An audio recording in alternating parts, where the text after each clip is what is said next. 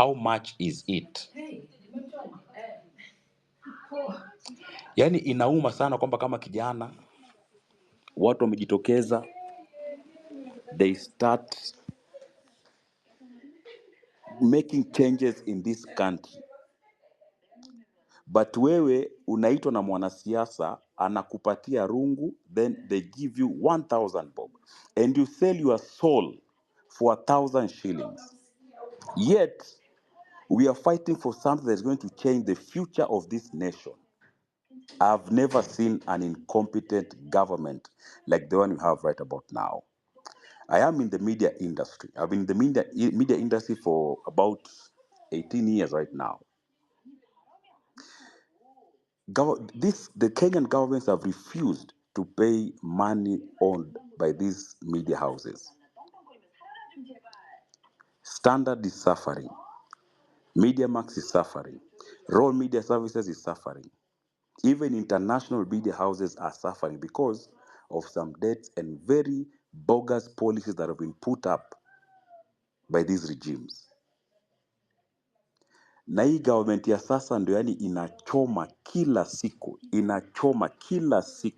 Na unapata vijana ambao wamesoma, wana akili, wanafikiria, they accept peanuts and they start blogging for the state.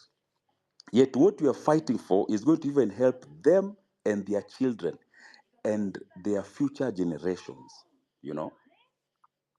Sometimes unaona mtu kama Mutai Abraham anaongea kitu najiuliza, is this guy normal? Doesn't he know that we are fighting for a common good for this country, you know? And every person ambaye alijitokeza kwenye maandamano, every person that is on the streets, they are not goons. They are people who are fighting for the future of the country. So I want to request my fellow Kenyans, let's support these guys. Tufinye mahali ambayo inahitajika, and these leaders, they should not get a chance to speak in any forum. Yani MP yoyote amekuja kwenu hata anaweka mkutano anataka kuongea, tufinye asiongee if at all they've not done any development in that area. The promises they made while we were voting for them, kama hawajafanya hata moja, they should not be allowed to speak. This country needs to be very hot for these ministers and cabinet secretaries and MPs, governors. It doesn't matter the side of the political divide. If they've not done what they're supposed to do, they don't even deserve to be called honorable members. They are not honorable because we woke up very early in the morning. We voted for them, thinking they're going to change this country. But they are giving us mediocrity. And it's very painful, by the way. We cannot be transferring teachers, doctors, even police officers, for heaven's sake. Yet we have issues that are disturbing us in this country. So my fellow youth, tafadhali, tufinye mahali ambayo inahitajika, tufinye pressure mpaka wajue kwamba we are the people that are in charge, we are the people that have power. And let's make sure we take votes. Toka, nenda uchukue kura. Chukua kura, kana silaha yako. Ikifika 2027, even if it's a real mama mboga ambayo tutampatia UMP, tujue kwamba ni mama mboga tumempa, na atakuwa accountable to the citizens and they'll do what they're supposed to do. What has happened in the recent past, people have loyalty to the party leader and the party. They don't have loyalty to the people who elected them. Unaanza kuringia watu kwamba Mungu amekusaidia umepata gari. Yet it is our taxes ambazo tunalipa zinaporwa, zinaibiwa, alafu unakuja unaturingia. Unasema una vote yes kwa sababu president amesema. Did the president vote for you? It's a fucked up country. It is so painful. 1,000 times again. My fellow youth, kindly listen we'll rise up and listen good. Tafadhali, chukua kura. Make sure kwamba ikifika mwaka 2027 tunapeleka viongozi wote nyumbani, wote.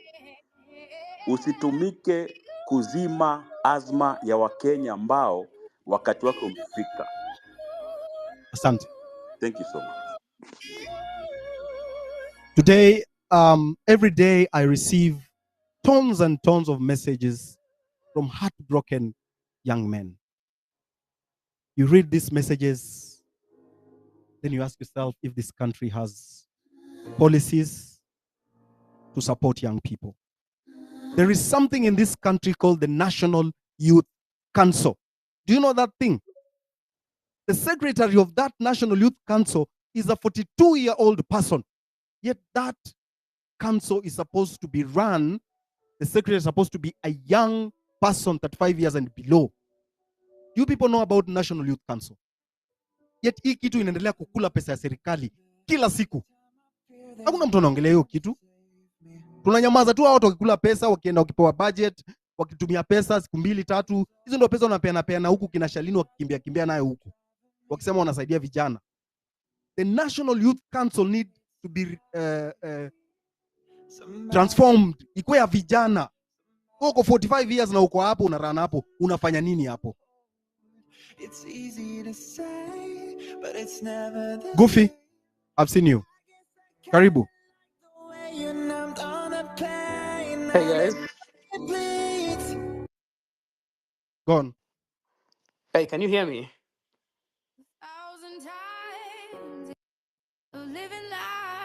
Yes, you can hear you. Go on. I've been trying to get onto this space for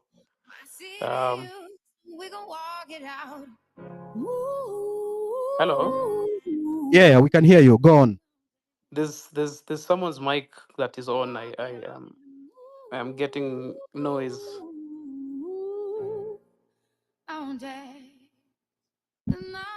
What about there? Yeah, can you just like go off if you're the one who's putting on the music?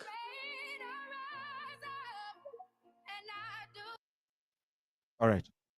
Yeah, perfect. Hi guys, my name is Goofy. I am a performing poet and filmmaker based in Nairobi, Kenya. Essentially, I'm an entertainer, and the thing that I need you guys to know is we have a history of forgetting real fast. But the good thing about art is art uses whoever is there to document the times, to cement history and document anything that cannot be published. And through art, we have musicians, we have poets, we have filmmakers. And the one thing that I noticed about this revolution is it caught everyone off guard, especially the leaders. But us, as the people, we knew it was brewing, we knew it was coming, we just didn't expect it to be this soon.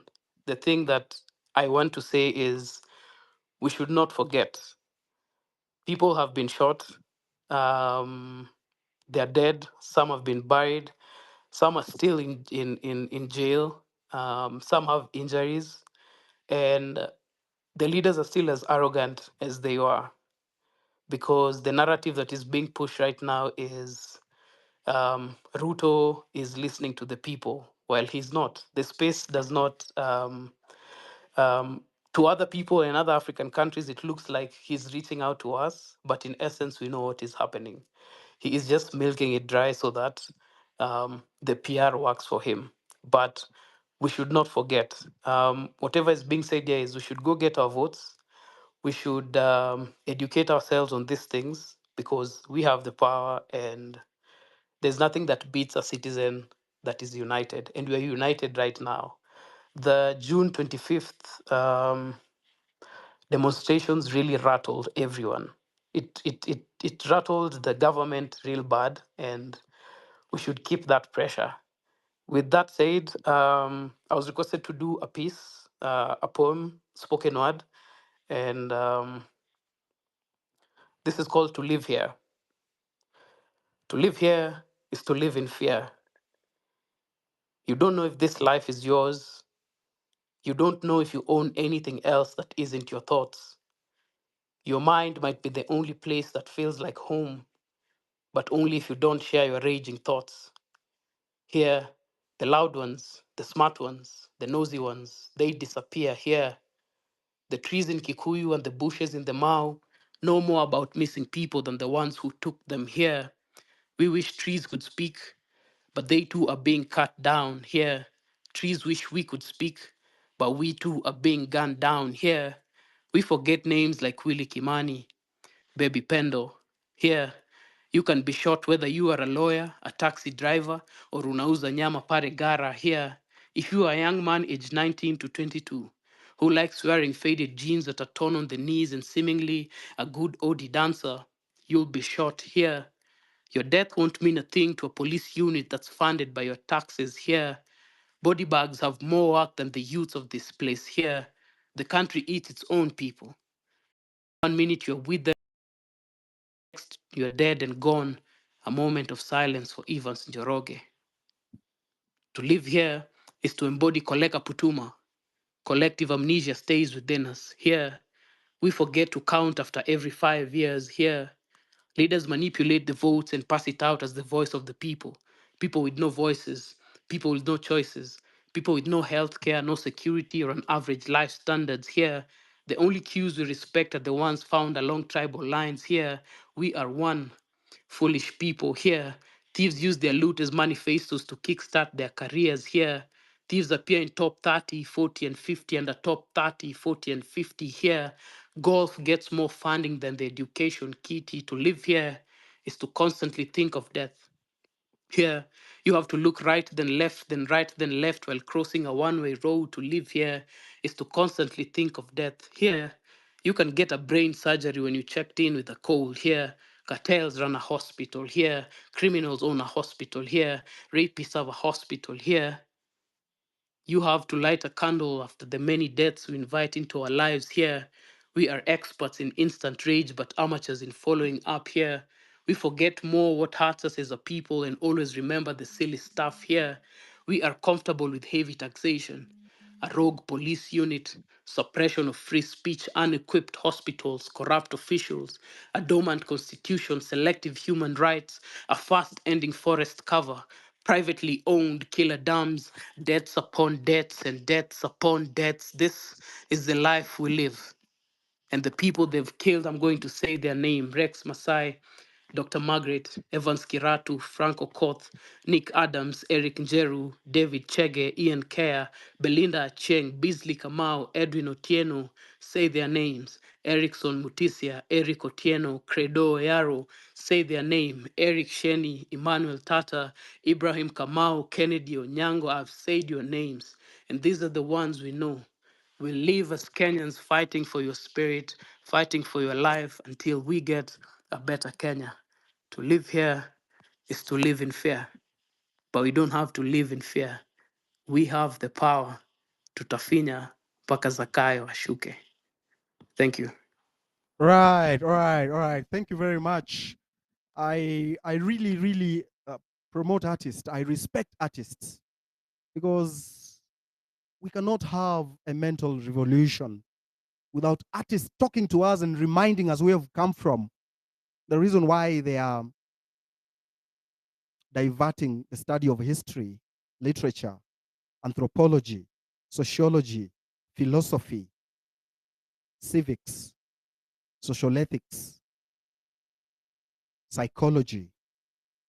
The reason why these subjects, the establishment calls them useless subjects, is because these are the subjects that promote citizen awareness, they sensitize citizens, they awaken them, they unite them, because they call you to your spiritual consciousness. Without spiritual consciousness, we cannot achieve anything.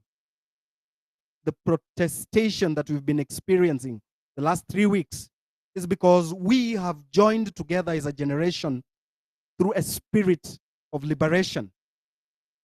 We want to liberate ourselves from the chains of tyranny. We want to liberate ourselves from the imperialism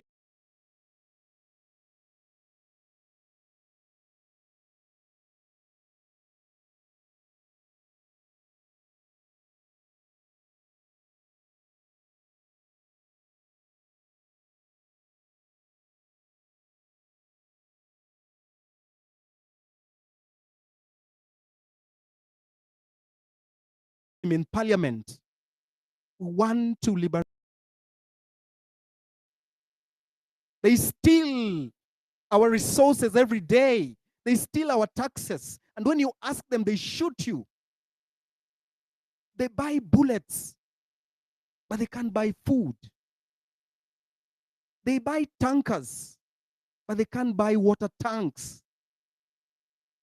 Our children are struggling. Our mothers are pained. Our fathers are hopeless. While these callous politicians sit in big hotels, and even they have hotels in the parliament so that they can eat after vomiting on us. Then they vomit again and vomit again. And when you ask them why they are vomiting, they diarrhea on you through reckless and callous statements. They don't care about you. They don't care about us. They care about nothing. They care about their wallets. When it is about them, they unite. They speak in one voice to pass that bill that raises their salary, to pass that bill that gives them access to public resources. But when it's about you and me, they don't sit in the chambers. We are only left with the judiciary chambers, where we go begging for justice.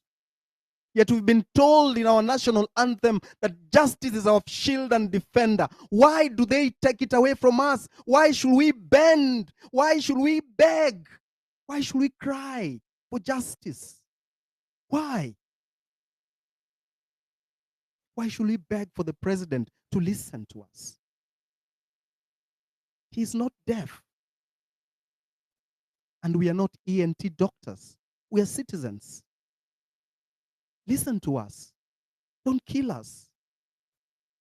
You can beat us with a stick, but we shall stick together in a spirit of liberation.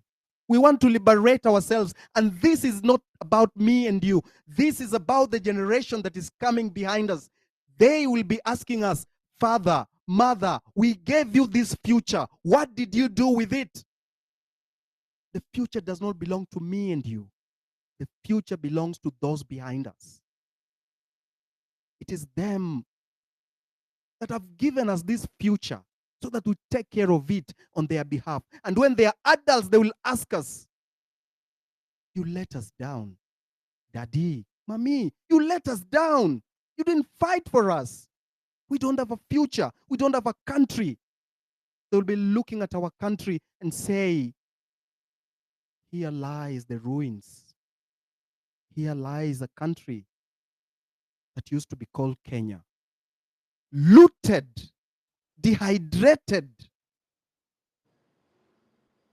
by the powers that be. If we don't build together in a spirit of liberation, going to the street in protestation, raising our voices, clenching our fist, and asking what belongs to us, the political class will continue eating, looting, and destroying our future as we look at them.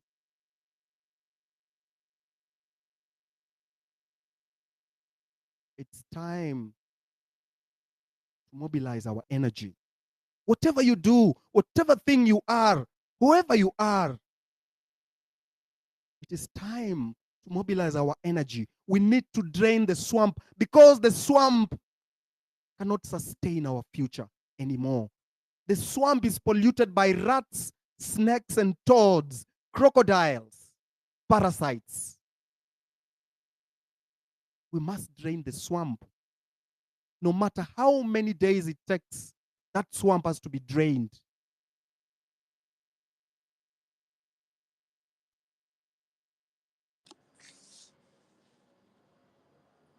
Eric, Next speaker.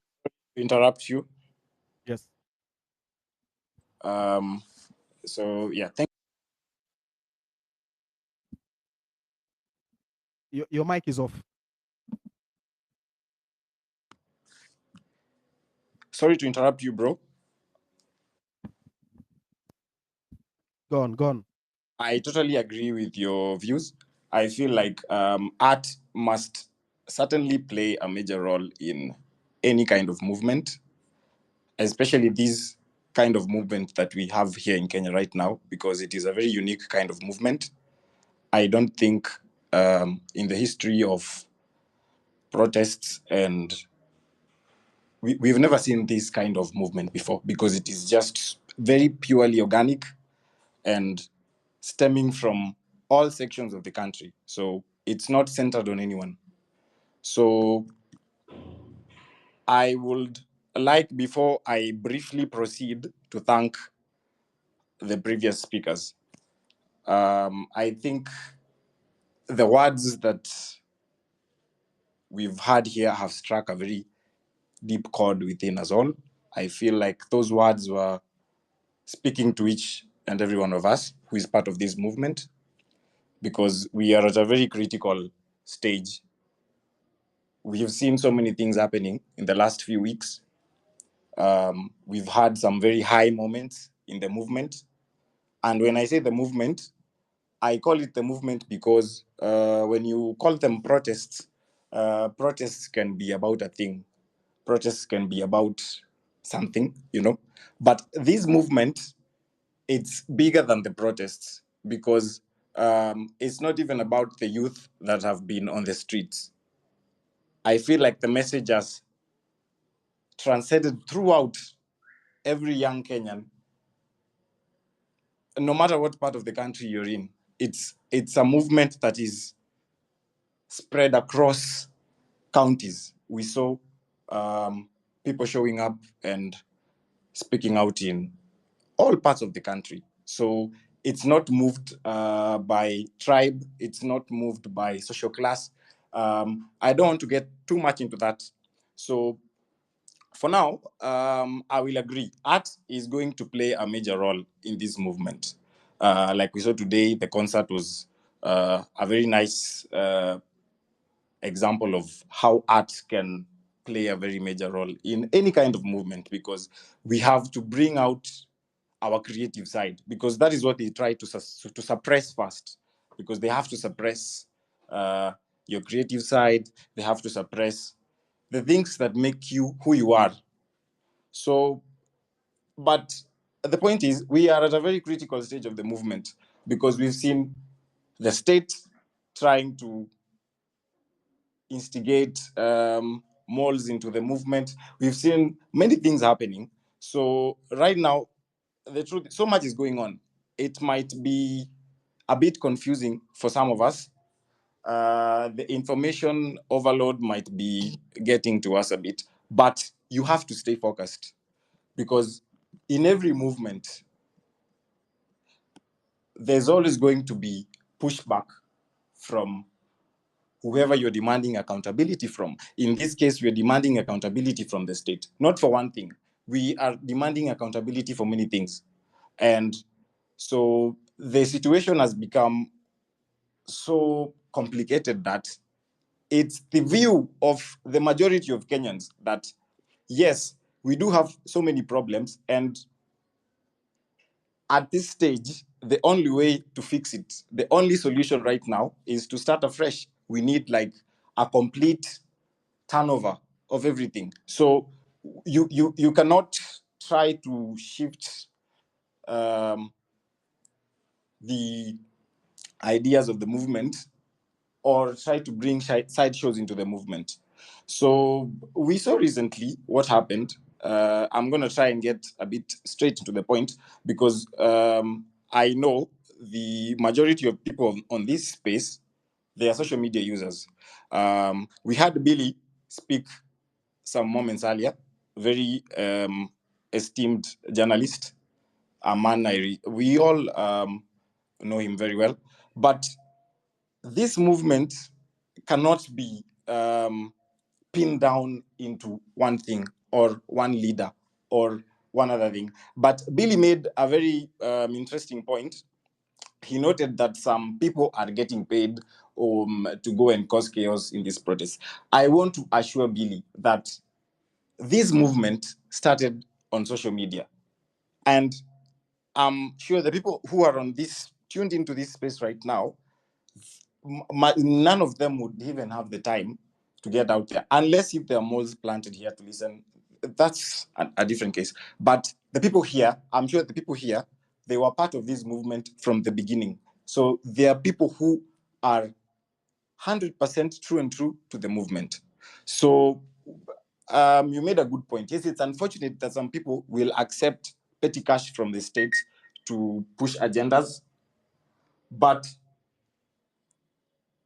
the main point here is we have to stay focused. So we saw the state will always try to infiltrate any movement against them, as we've seen time immemorial in Kenya. If you follow this account, you've seen today a video we posted today about the anti-government movement in the 90s. So we saw people like Koigi Wamwere getting arrested on trumped-up charges. We saw the state clamping down really hard on any kind of dissent. So that will always happen. In this case, the movement started on social media. The movement was online. So definitely the main targets will be the main social media figures. So that's where it started. So we saw recently, some guys are saying, oh, some people in the movement have betrayed us. I will not mention names, but just to be clear, we have to stay focused. So this will always happen, and do not put too much, do not let your heart be demotivated. Do not put too much thought into these things. They will always happen. But the good thing with this movement is, no matter what comes at us, no matter how many diversions they try to create within us, it's decentralized. So we will always find a way to move forward. So Thank you very much. yeah, just to be clear. So guys, do not that the main point of the movement is to stay focused, and we try to find a way forward, which we will eventually. Thank you. Yeah. Thank you very much. Thank you very much. So before Goofy, the poet, came, I was saying that I receive a lot of messages. I don't know if politicians also receive these messages. Very broken young men and women. For example, today I received, like, just in the last 30 minutes, I've received like 10. And it's very hard. Let me read some few so that you understand what I'm talking about. There are so many. There are so many. I can't point out on which one I can just pin on. But there are issues of, for example, this one is Victor. He tells me, morning, bro. This was around 8. To be brutally honest, I am hungry. And if you can just help me some little cash, I get something for myself, I'll be thankful, Amerix. So because of the volume of messages, I didn't read. So he sent another one at around 4. Hello, Amerix. I see you are back. Please assist me, sir. I asked him what is his name and number. He gave him the name and the number. And of course, I'm going to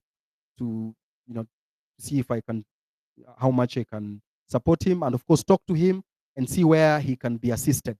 These are the symptoms of structural failure. The system has failed a generation. And if this is not fixed, we're going to have a time bomb.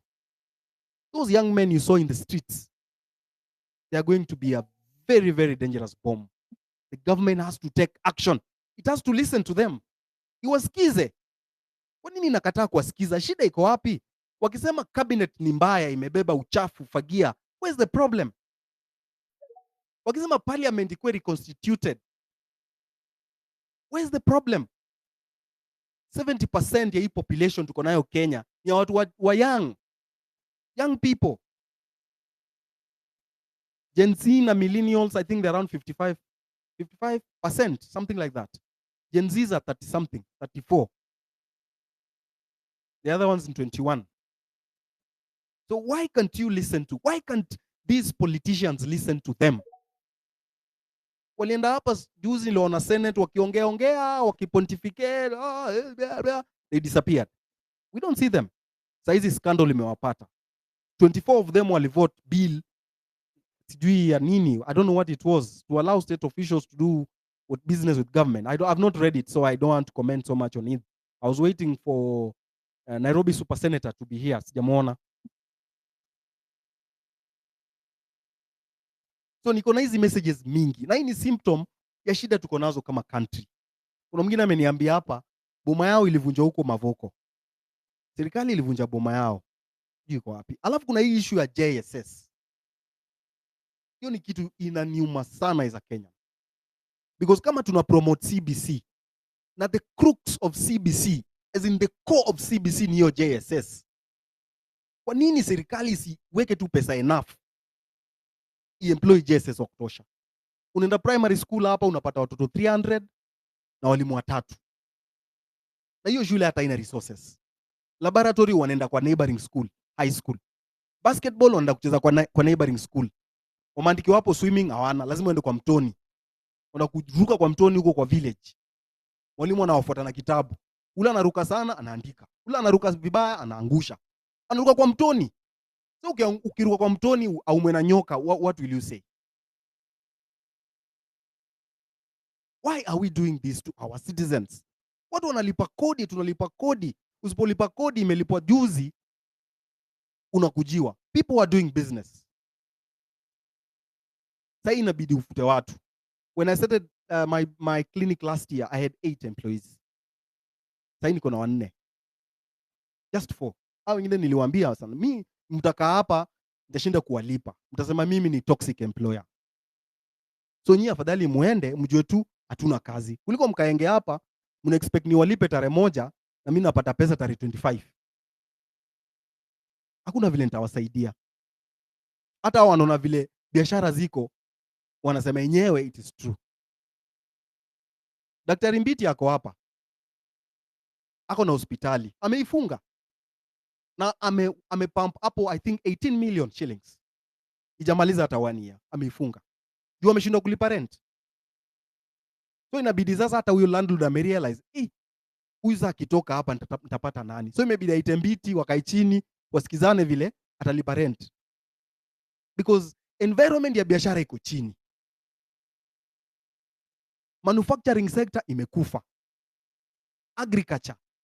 Mi wana watu hapa wakisema ati tourism ndio number 1, I don't know, tourist.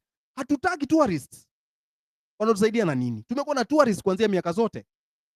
Tumeua our tourist destination, tumegrab land, tumeharibu.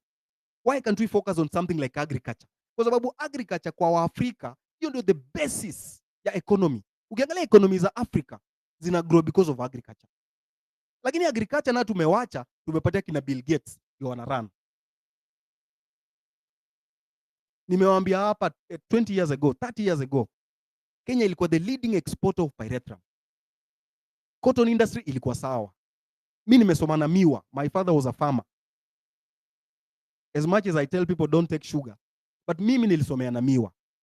Umeshindwa kulipa fees, mzazi anaenda Mosako, Mumias Outgrowers Sacco. Anapeleka contract ya miwa, anasema niko na hii shamba eka 2 na hii miwa yangu itakatwa in 6 months. Tafadhali munipatie shilingi 15,000 nipeleke mtoto wangu shule, alafu mkikuja kukata miwa, saa ya kulipa mkate hiyo 15,000. So Mosako inakupatia pesa. Mtoto anaenda shule. Walio wengi wamesoma na miwa. Saizi hakuna. Kampuni ilianguka. Ukiangalia the microeconomy of Luyaland imeisha. Yeye tuko na politicians. Na ule mtu anaweza kufanya, tunaanza kumuita ni mwendazimu. Salasia. Salasia is trying. Anajaribu. Hizo madrama zake kando, lakini anajaribu. Because pia ni mtu amegrow na miwa. Saizi Nzoia Sugar hii ya Bungoma ndio ina collapse. Kulikuwa na tobacco industry huko sehemu za Busia huko, Malaba, ilikufa. Sasa kama agriculture inakufa, tutabaki na nini? Tutaenda wapi? Coffee farming. Sasa ukienda Kiambu wanatoa coffee waneka apartments. So unajiuliza hii apartment concrete jungle itatufikisha wapi sisi?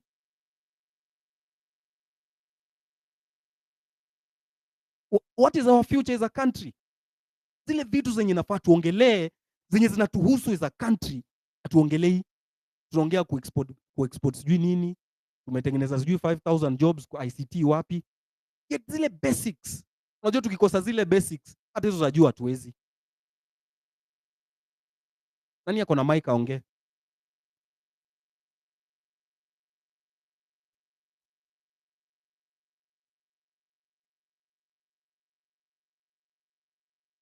Ogola.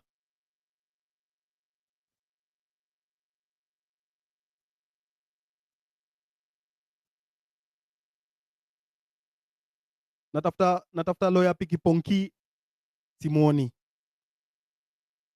Willis, please nitumie your request.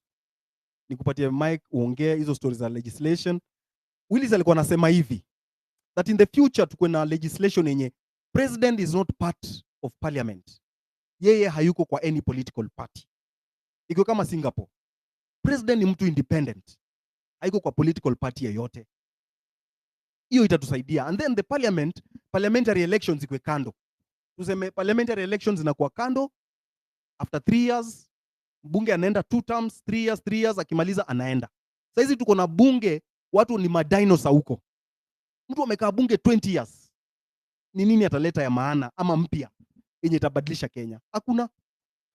Mtu amekaa bunge 20 years, 25.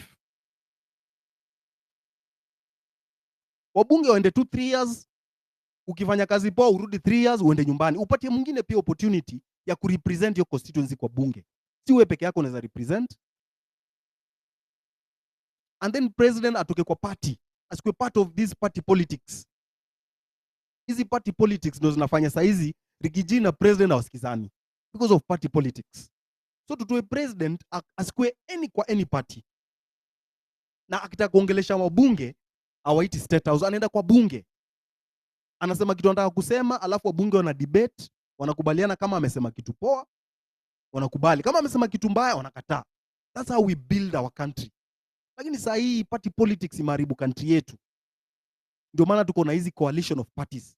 Unapata party iko na members watatu, iko kwa ruling party, kwa ruling coalition. Kuna party nyingine iko huko northeastern inaitwa UDM, hata mimi sijui. Watu wanasikia iko kwa ruling coalition. Unajua hii party ni kitu gani? Imefanya nini? So kitu itaendelea, utapata kila sasa ward itakuwa na party. Hii ward iko na party yake, ile ward iko na party, na zote zinaingia ruling coalition. Hizo ndo zinaharibu demokrasia ya Kenya.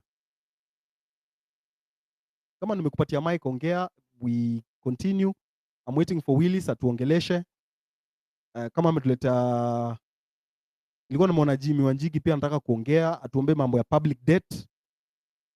Atuambie tuko wapi as a country. Because yeye ni kama anajua hizi stories zote. Atuambie sisi tuko na deni this much, lakini yenye tunalipa ni hii. So hii balance hii ni watu wanakula tu, watu wanaweka kwa mfuko.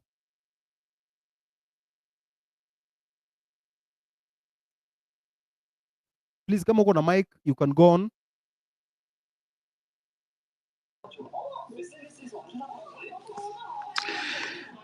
Kuna kitu umegusia Merix about being in business.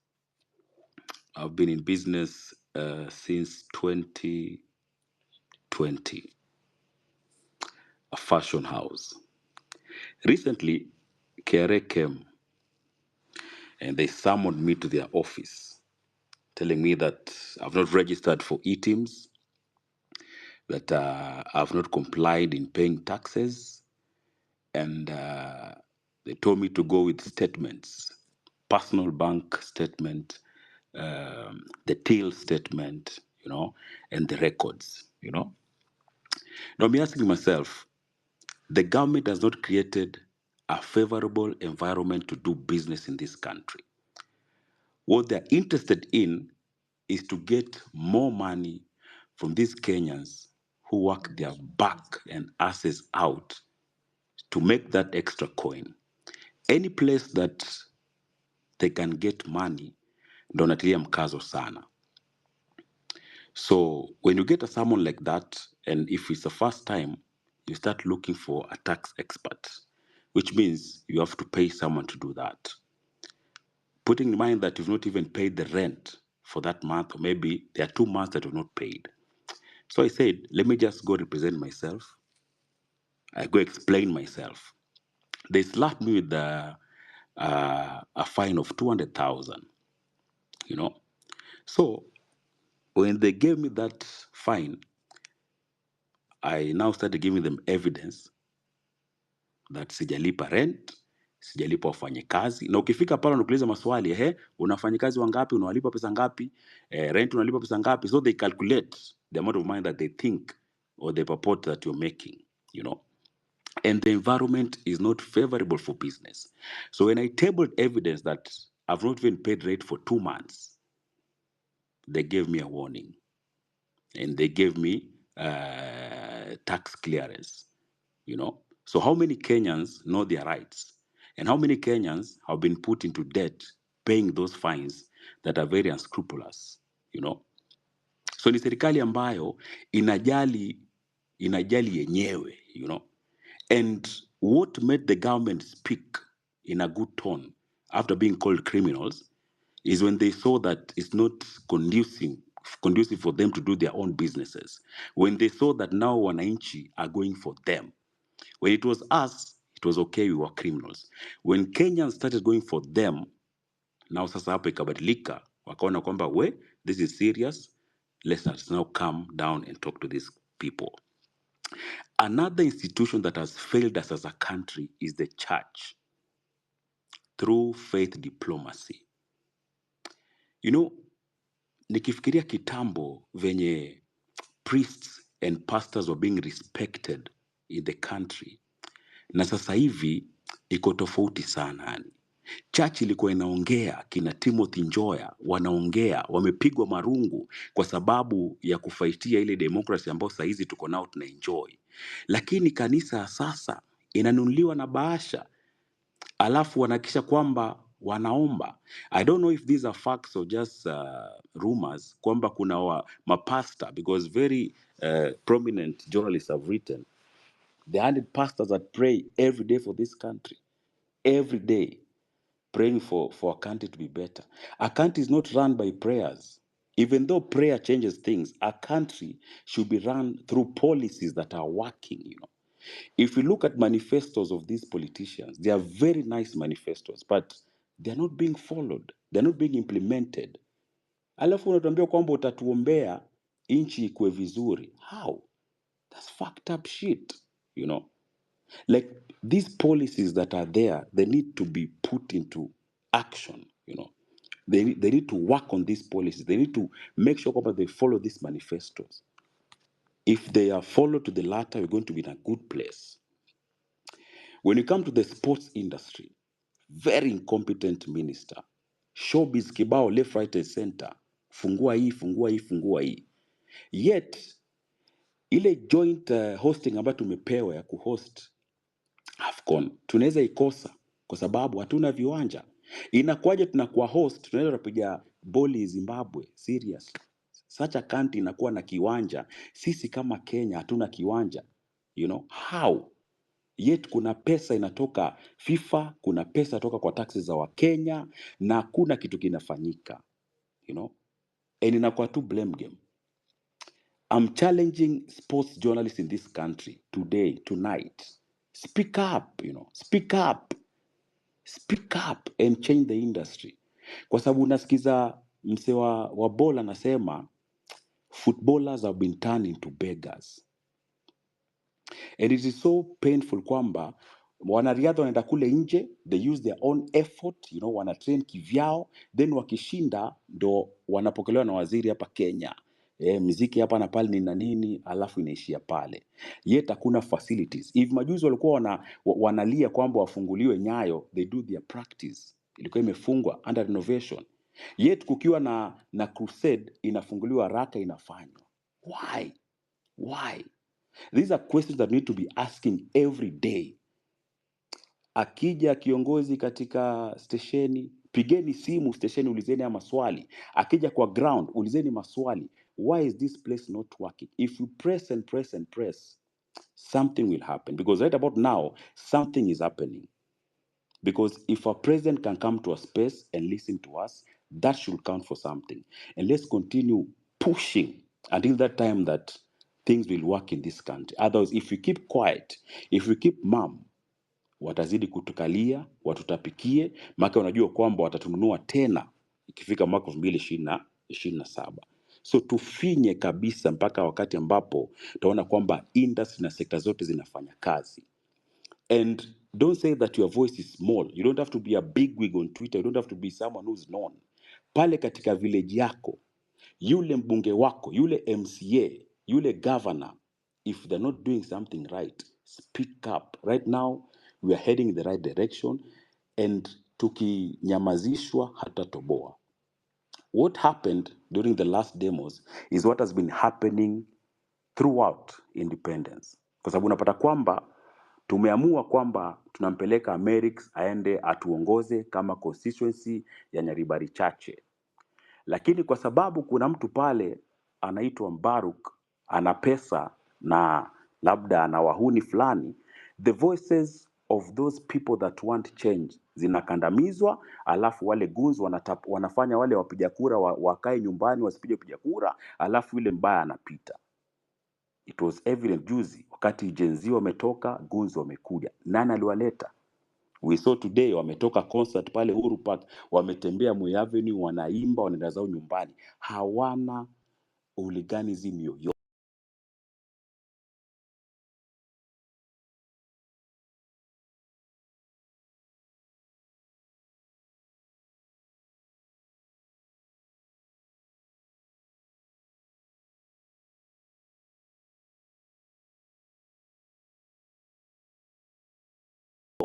You know? So hii serikali itusikie, kwa sababu we are the people with the power. Without us they are nothing. So umeona sasa watu hata wameshindwa kusafiri, mikutano imekuwa postponed. It means the power is with us, you know, and tukifinya watakubali na wataanguka nayo. Thank you so much. All right. Asante sana. I'm trying to add people here so that they can speak. Yes, Fatso, you can be a co-host. I've added Ombachi. I have added Kenya's #1 hater, Kaido. Accept and then come and talk to us. I see we have, right, thank you very much. Yes, Billy, I've given you a mic, you can talk. Right, thank you very much. Thank you very much.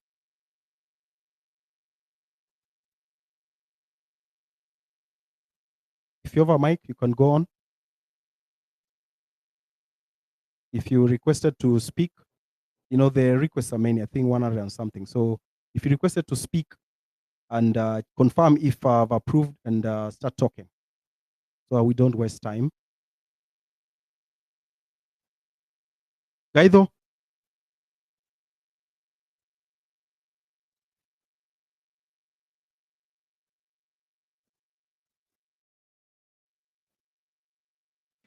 Amerix, they look like they're listeners from my side. They look like the what?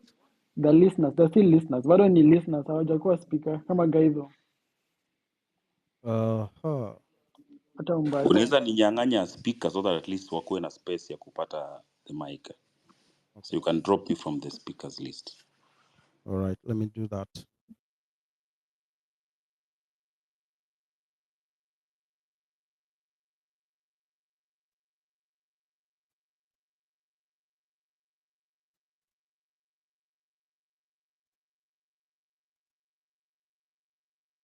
I've done that. I've removed you from the speaker. Remove.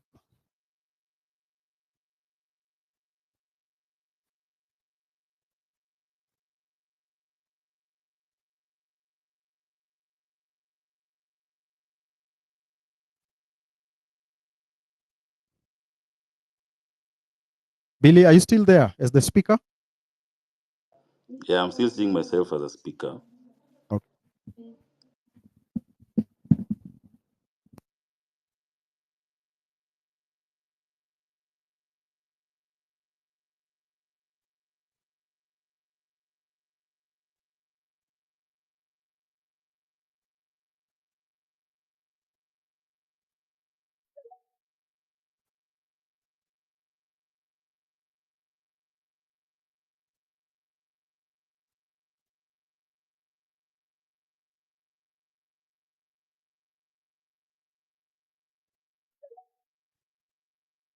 Just a minute as I invite, I remove these ones.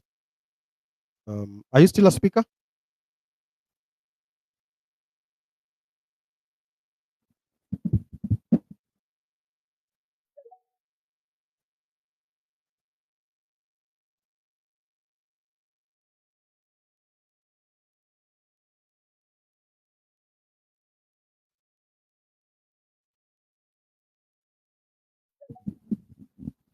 All right, Francis Gaido, I've sent, right, Ochieno, Willis.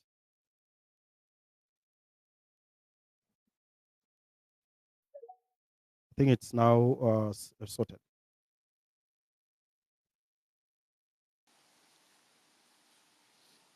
Testing 1 2. Can you hear me? Yes, we can hear you. Go on.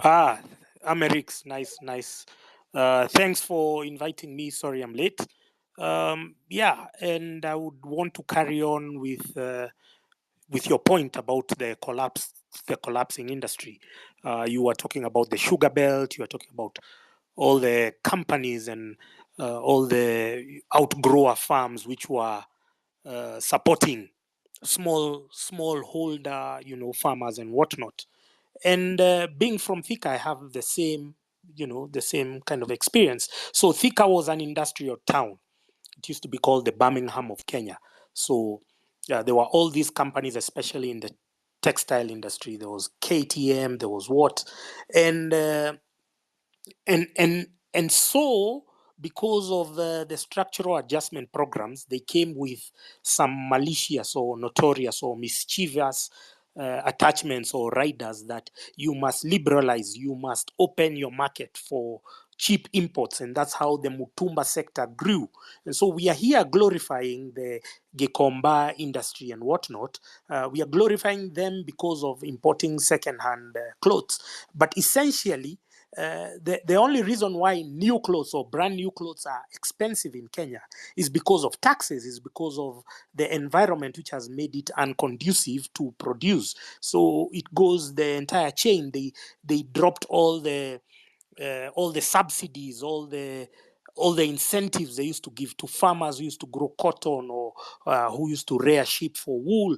And so they made domestic production expensive. And then we opened ourselves for cheap imports. A lot of companies now shut down because they could no longer sustain, no longer, not just on the production.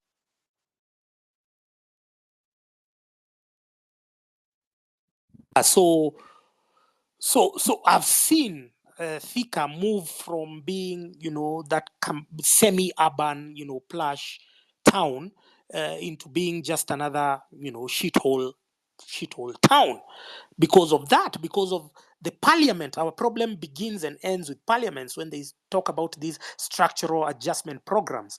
You look at when the World Bank and IMF started implementing that, they then created this committee. It was called a privatization committee. And then there was the Ndegwa family. You guys think so highly about the Ndegwa family because they own NIC and NCBA. But if you look, their father, who was once a central bank governor called Philip Ndegwa, was the chairman of that privatization commission or committee that was formed in conjunction with the World Bank and the IMF, so that we can be part of these structural adjustment programs, conditionalities for us to access loans so as to bridge the deficit that has been created by bad governance. So Philip Ndegwa becomes the chairman of the privatization commission. What does he first do?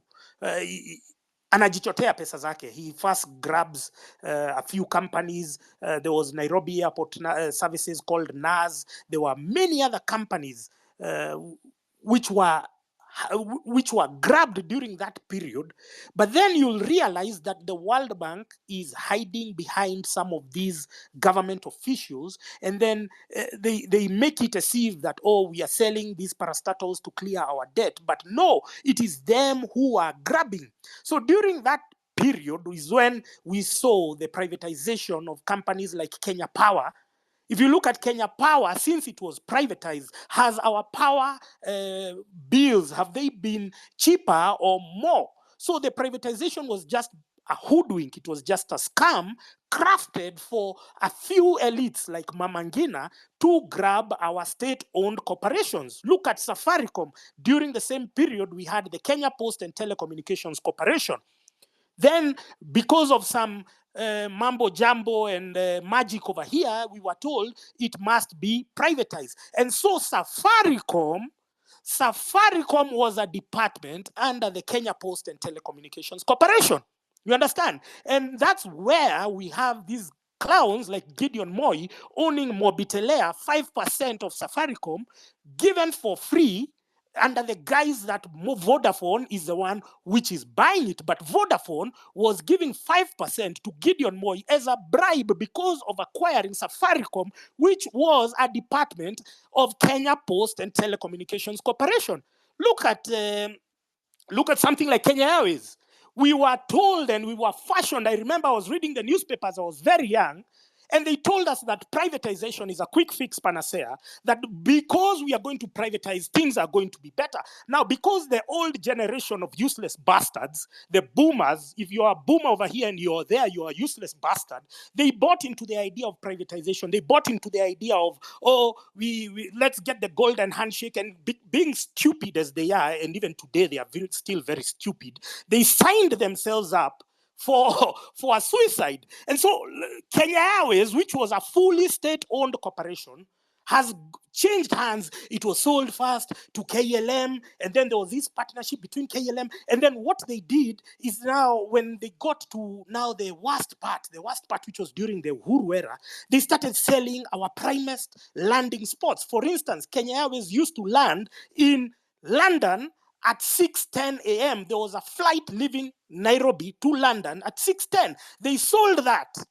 They sold that to some, I don't know whether it's Bahrain or one of those companies or one of those countries. They sold that slot to bridge the deficit about debt that we don't know how it was incurred. We don't know how Kenya Airways got broke. We don't know how Kenya Airways got into debt, but somehow we have, because that is, your landing slot is almost like a sovereign parcel of land. You sell it, you concede it to another country to bridge problems that you yourselves have created. And so when we are talking about auditing debt, Jimmy Wanjigi is talking about odious debt. If we are talking about it, we are not just limiting ourselves to the debt. We are looking at the atrocities committed at the turn of the 80s to the 90s, where now that character, that clown called Philip Ndegwa, who was a central bank governor, who you guys are shamelessly praising today because they are rich, because you guys, your self-esteem has been suppressed. You are praising that clown, saying that they are rich, but they themselves stole, their wealth is accrued. I used to read articles that Philip Ndegwa is rich. He was the first Kenyan to bank 1 billion. How are you banking 1 fucking billion? You have no manufacturing company. You're not a farmer of repute. You're not an innovator or inventor.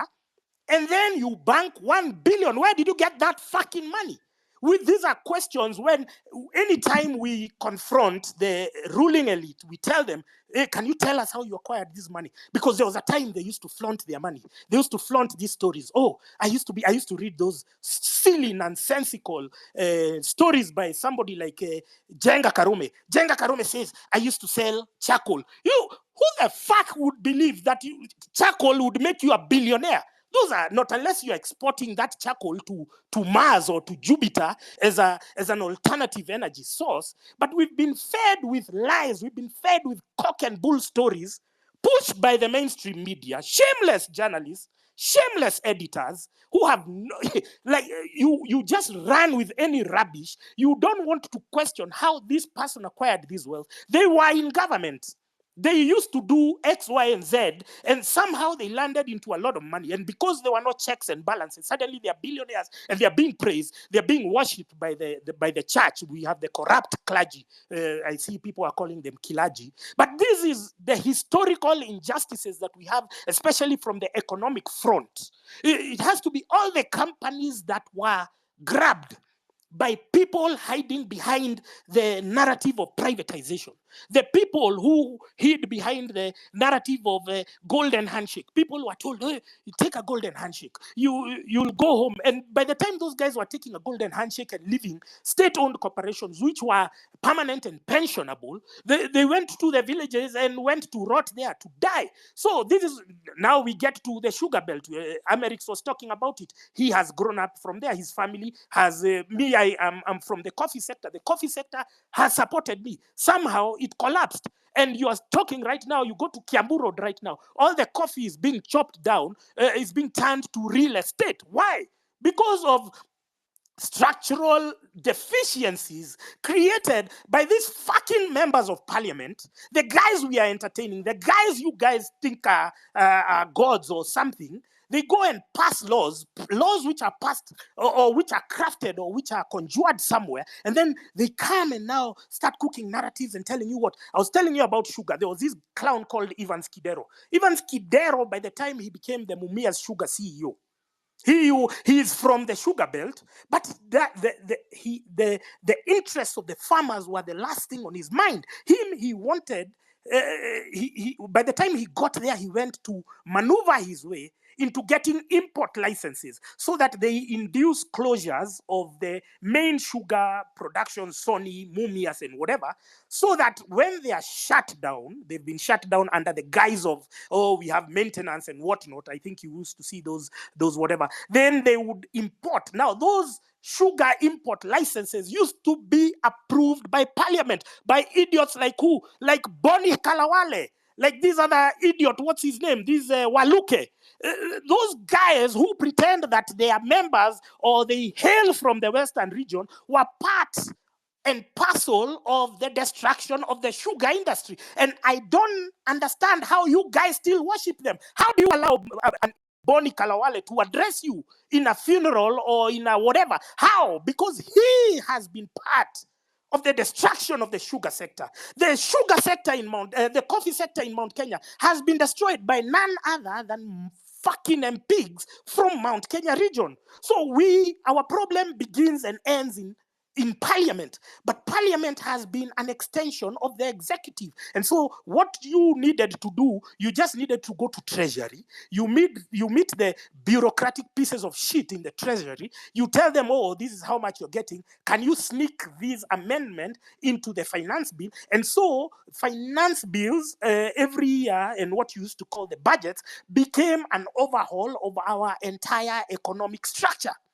So they used to go and, coincidentally, believe it or not, I used to be close with the PS of Treasury many years ago called Joseph Kenywa. And one day I met him at his house and I told him, can we do a proposal for football? So we wanted, because my background is football, and we wanted to launch our sporting renaissance on the model of Britain, so that the government kind of like co-guarants the building of infrastructure. And I gave him the proposal, and then he organized a meeting for me at Treasury, and I met the budget committee. And I remember going, and I was very young, it was around 2008. And I remember going there, I was just finding guys, it was like Muhindis and it was just foreigners who were there, who went to give their budget committee. But I went, I spoke to them, and instead of doing my project the way I had presented it, because it would have created a lot of jobs for the young people and we wouldn't be having the problem today, what did they do? They passed a law using my proposal where every constituency got 1 million shillings for football. I'm seeing some MPs who are in office at the time, they will tell you they got 1 million shillings for every constituency for football. Just know that was my proposal that was implemented inversely, because we are dealing with a bunch of stupid idiots in parliament, bureaucratic pieces of shit. And when we are saying that we want to get rid of and we want to overhaul our economic structure, we have to start with Treasury, we have to start with Central Bank, we have to start with the Ministry of Energy and other places where World Bank and IMF have seconded their stooges, their surrogates, to implement policies that are going to fuck us up. That's where we are going to start. So I'm bitter because I can see our Kenyans. I saw Bonnie Kalawale with some young people, and he's the one who has been there with Akina Kidero and Akina Waluke. They were destroying the sugar subsector, and so we are dependent on importation. Like now, there was this Galana Kulalu, which has consumed a lot of money. They have only harvested, I don't know, only 100 bags since 2009. Where has that money been going to? These are glaring corruption undertakings by the people who you then now come to worship in church. They come and donate money. They come with words of cash. And you guys are just there worshiping them. You guys are there worshiping them because they are driving big cars. You have to understand that our oppression is intertwined with the current political establishment. So we need to overhaul everything. I saw some of you useless bastards. You have no shame, and you are saying Matiang'i. Matiang'i is the scandals. He's been there in the Roraka land scandal. He created this CBC, which has messed us up, and you are there without any honor or shame saying, yeah, Matiang'i, because you've been paid a few shillings. Come on, man. The same way we are dealing with Osama because of betrayal is the same way we are going to be dealing with you when you're making some psychotic and deluded proposals like Matiang'i for presidency. We are not moving behind. We are moving forward. This whole thing is one big charade.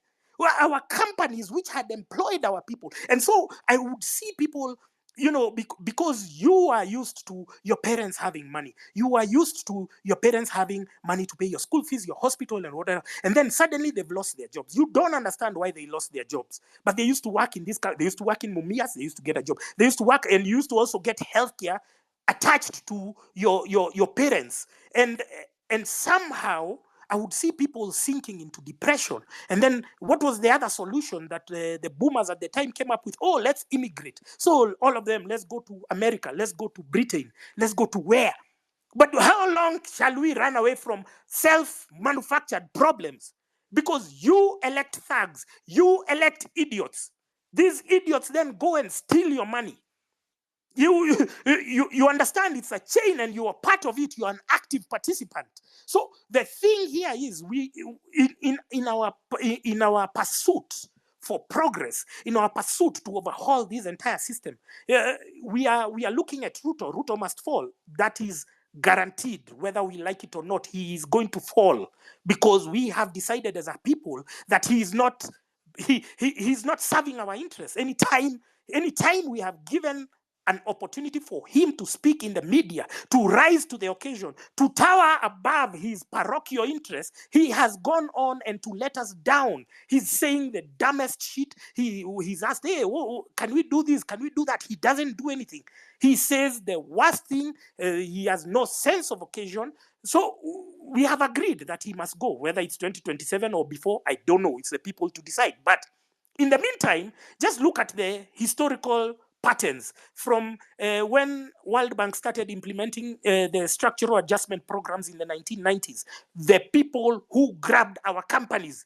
So when we are talking about audit, and I saw some audit committee made, it's just a mockery. These guys are insulting our collective intelligence. That those guys, they've put the most irrelevant of guys, they put the most useless of guys, because any committee that is talking about an audit without Okia Omtata and Jimmy Wanjigi is just a spectacular waste of time. So because we have detected the insincerity of these useless bastards, they have no intention of even meeting any of our requirements because they have not done anything so far. They are talking about reshuffling, and we are saying all these CSs, PSs, heads of department, all of them need to go because they are not ready to undertake such a purge. Then you structure your mind into a reality, a future, whether it will be 2027 and beyond, that we are overhauling the entire establishment. And when we are auditing, we are not just auditing the loans that Uhuru stole, because Uhuru must have stolen like 4 trillion shillings alone. We are not just auditing that. We are auditing where the problem started, and the problem started at the turn of the 80s to the 90s, where they grabbed our parastatals, which had employed our parents. Our industries, flagship industries, collapsed because of what? Tourism used to earn us foreign exchange. Coffee used to earn us foreign exchange. Pyrethrum, Sisal, everything, textile industry, nothing, everything was collapsed so that we can favor a bunch of useless bastards called importers. And those Yes. importers, sorry, Americs, give me 1 minute. Those Correct. importers are the ones who are the authors. They are the orchestrators of our misfortune as Kenyans. And we must, because they have the power to influence policy, they have the power to influence laws. Your MPs go to the toilets, they are bribed with 10,000 shillings. Can you imagine a member of parliament being bribed with 10,000 shillings? He's on a payroll of 1 million. He has fuel allowance, he has everything, and he's being paid 10,000 shillings in the toilets of parliament to change the laws that is going to affect you. Come on, I'm going crazy over here. Sorry, Americs. I apologize if I went overboard. I'm sorry. It's a citizen assembly, so you are allowed to say whatever you want to say. Our common goal is one, our spirit is one, that we must overhaul the establishment. We must drain the swamp, because the swamp has been infested by crocodiles, pests, snakes. If there are people we need to pray for, they are the Kenyan journalists. The other day, I was reading an article that journalists at Standard have not been paid for 8 months. It is really, really heartbreaking. You can imagine a journalist is supposed to wear very good clothes. He or she must wear a very friendly face so that they can come on your screen and give you a story of a politician stealing money. And this journalist has nothing in the house, has not paid rent, doesn't know how they will go back. They have a car, yes, but they will park that car at their company parking lot. Then they will pick a matatu, go to the house.